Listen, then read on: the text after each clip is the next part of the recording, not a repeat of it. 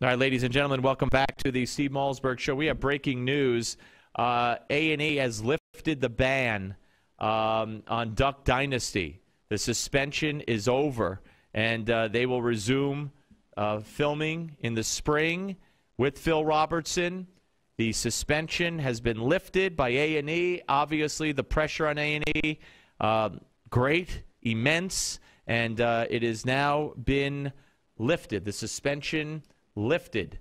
We're going to try to get reaction. Right now, we're joined by our friend who has been with us several times, Mike Baker, former CIA covert agent, and, interestingly enough, host of America Declassified. It's a show about the truth behind America's most guarded secrets. It's on the Travel Channel. You could watch the next episode, I believe, Sunday at 10 p.m. Eastern. Hey, Mike. Hey, man, and I have not been suspended. No. Well, let me ask you this. What's your reaction to this breaking news as we talk that A&E did lift the suspension? Well, my reaction is it's amazing what passes as breaking news nowadays.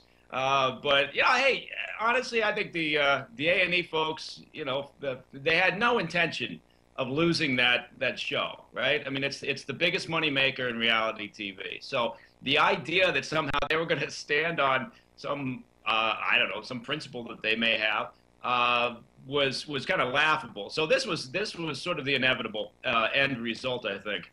Yeah, I mean, you feel now in a kind of a kinship, if you will, with Robertson, because you're both now kind of, TV people, hosts? Oh, absolutely. In fact, just the other night, it was me, Phil, Honey Boo Boo, and a couple of the housewives. We were all out, drinking and eating at Applebee's. I would at Applebee's. That's what I was going to ask you. Where were you? Okay, that's a good place. That's where reality people go. Yeah. Now, we're trying to get a hold of a special guest. Not that you're not special, but if we do, we'll just intertwine him into this for a second. But let me ask you, the reason we had John. By the way, what's coming up on the show on Sunday? What's the show going to tackle? Well, you know what? They're gonna replay. They got such a good reaction from the premiere episode, which was the look at the JFK assassination 50 years on.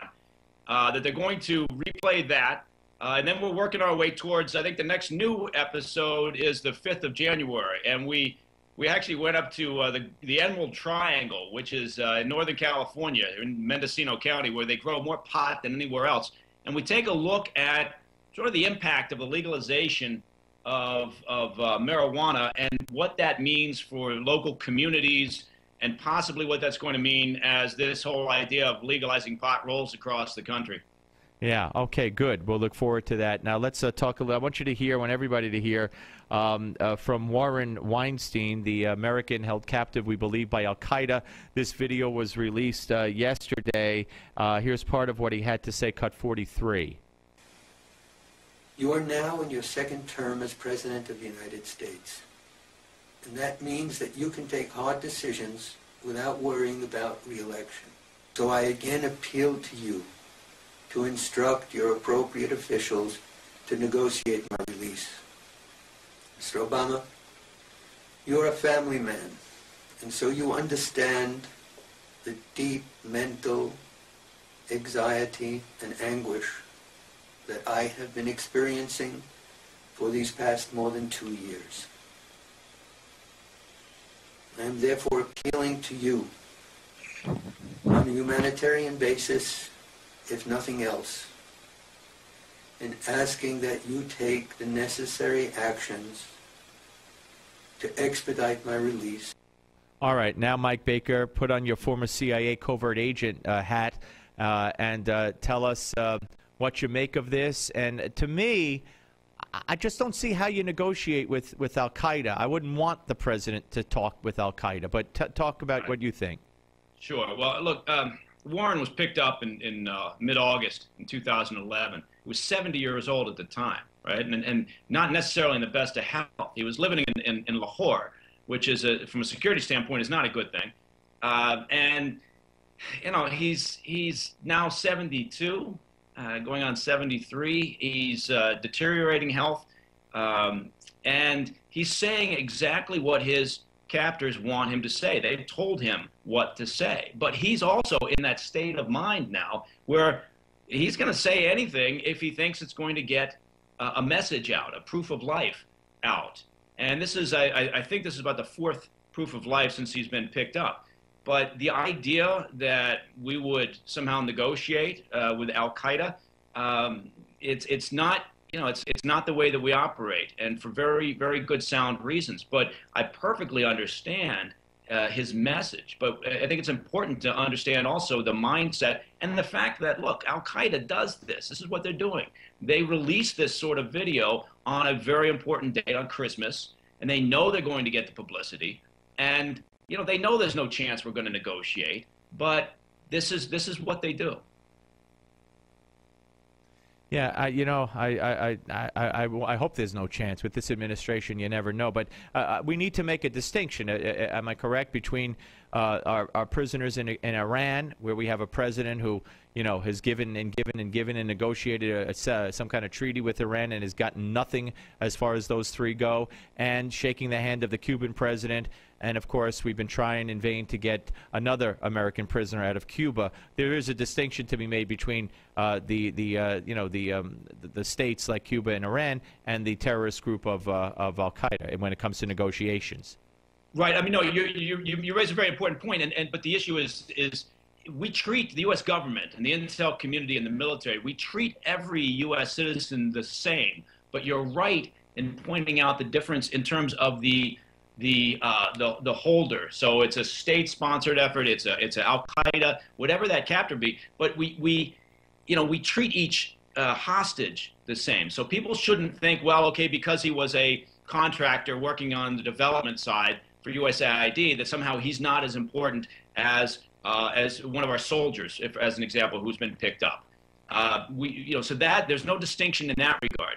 But when you're talking about trying to negotiate with Al Qaeda, it's just the idea that you're going to find someone who is credible and who has authority within that group to even discuss, how we go about. But our effort right now it has been in working with the Pakistanis, because he's in all likelihood being held up in eastern Pakistan, up along that Waziristan region, and working with the Pakistani authorities and using our own intel, military intelligence and military, to try to identify where he may be. If it's possible to conduct a hostage rescue, but people shouldn't be under any impression that those rescue attempts are as simple as featured in the big movies on the screen. Right. And Mike, what about the prisoners in Iran, including the preacher and Alan Gross in Cuba?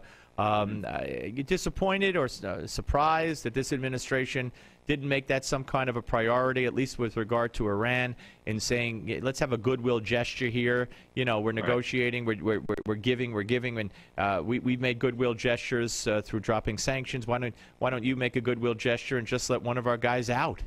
Right, and we've got a couple of fellas there in Iran, including Bob Levinson, who's been missing now for a number of years, former bureau fellow. And yeah, I think the idea that we were going to somehow lift or ease sanctions, engage in these negotiations, I think if the President of the United States had said, I tell you what we're going to do, we'll talk to you about perhaps easing some of the sanctions, you give us these guys back first. Otherwise, nothing's going to happen. You give them back to us, because we know they've got them. And we didn't do that. But then, that hasn't been, I can't say I'm disappointed, only because the current administration, you never know where they're going to go, like you mentioned earlier.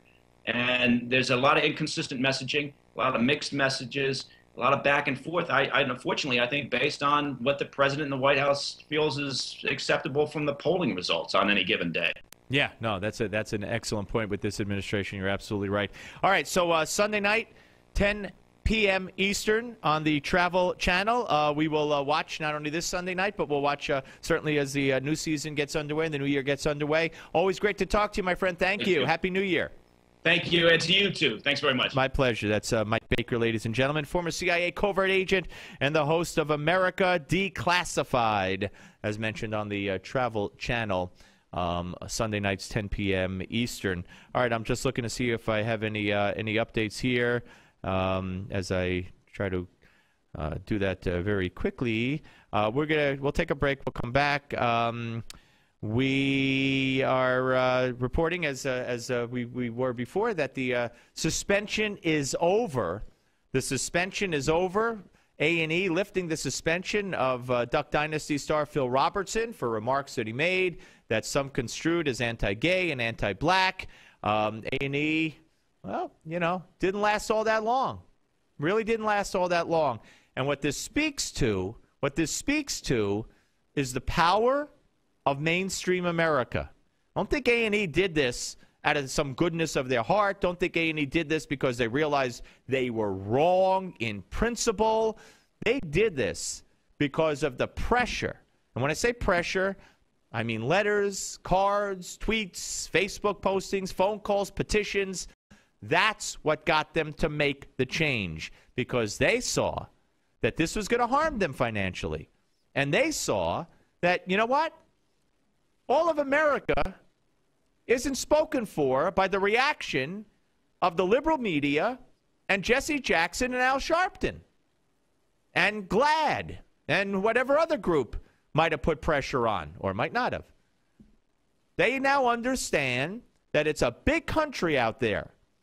And if people have biblical beliefs, although they might not express them in the proper manner, it may not be reason for firing or suspending or punishment. Okay? And if they have an experience, and again, I'm not defending anything he said, I'm just saying, if he has an experience where he said he was next to black people or who told him this or told him that, he's not allowed to repeat it?